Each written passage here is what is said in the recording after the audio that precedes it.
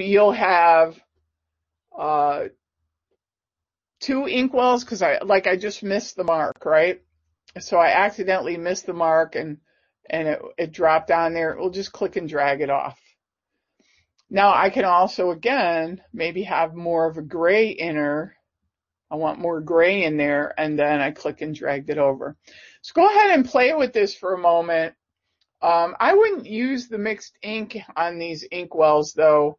I think that might cause you a problem when you make your PDF, but I would use the main colors and all the tints that we just made.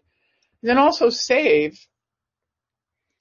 And then, you can why don't you make like 2 or 3 vignettes to use. You may not use any of them. You might be like, yeah, I don't want any of that. That's okay. It's just good to know how to make these.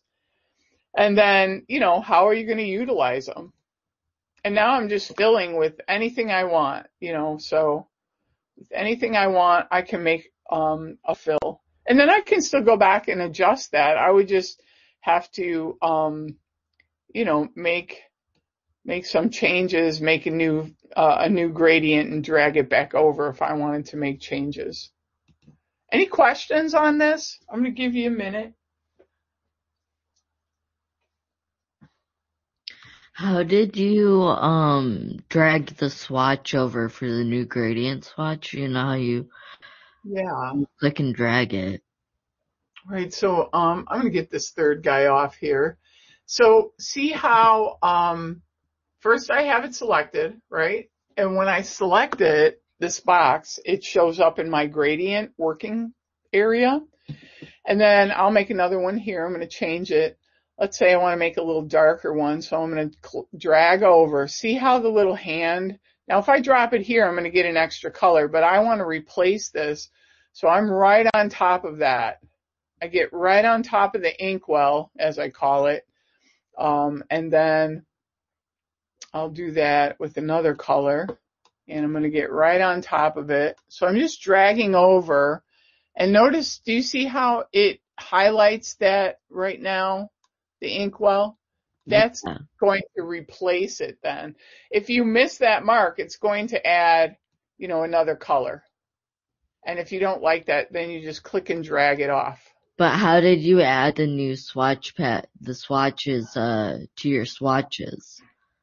Does that make And then you'll take it, right? So watch here. You'll take this. So I just made a new one. And now I'm going to click on this fill box right here and drag it over to my swatches. You see where I'm at now? Yeah, that makes sense. Thank you. And then I drop it, and it makes another swatch. So I've done 4 different gradient fills right now. Yeah, thank you. That explained my question. Cool. Anybody else? Hi, yes, I had a question. I'm trying to make the gradient swatches, but it keeps going to the black default. Mm-hmm. So go ahead. You want to make sure that, so when you have the black default, and let me just make a default here.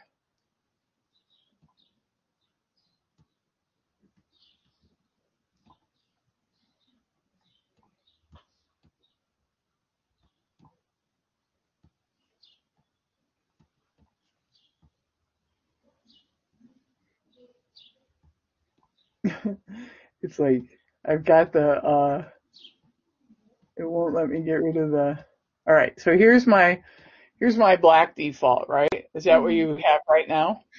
Yes, and I was trying to select the colors and it was acting up.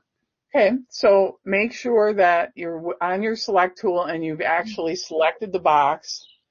And now all you're going to do, and I move this closer, because it's not easy, I move this closer to the color I want. So let's say I want to use this 50% 308, and I want it over here instead of the white. So I'm going to left click, and I'm not going to let go. Don't let go. Come all the way over. And it's a little difficult if you don't, it's difficult in general. So see how it selects? Can you see the little inkwell becoming highlighted? Mm-hmm. And I'm going to do it over here. And then that's a new video.